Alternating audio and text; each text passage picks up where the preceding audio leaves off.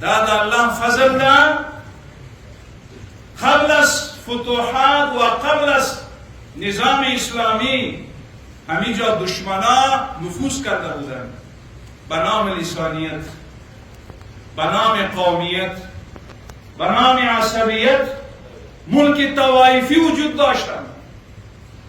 وقتی که خداوند کریم مجاهدین را در پیروزی رساند و کامیابی بخشید و علی قدر امیر المؤمنین حضرت شیخ صاحب حفظه الله یک عفو عمومی را اعلان کرد و بعد از او از طریق رهبریت یک کمیسیون تشکیل شد.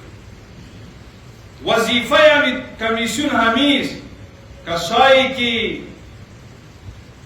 که از پشت تبلیغات و اغیار متاثر شده بودند و کشور مقدس ما شما را اله کرده بودند، همین کمیسیون دعوت میده آن اشخاص. بیاهم اسلامی امارت اگر دروازه داسې پرانستلی پرېښې ده، زمونږ ستاسو هېواد شریف کور دی د هر چا. اوس لسانیت ختم، قومیت ختم، عصبیت په نوم باندې نور زمونږ هېوادوال دوکه کېږي نه. زمونږ ستاسې دوه عزتونه ده، یو دین عزت، دویم ناموس عزت. لله الحمد امروز ام محفوظ اسلام عزت است و از محفوظ ناموس است.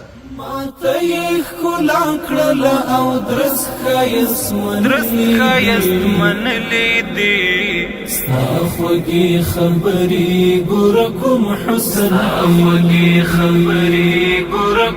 حسن ښیلې دي. ماته یې ښکلا کړله او درست ښایست منلې دي، ستا خوږې خبرې ګوره کوم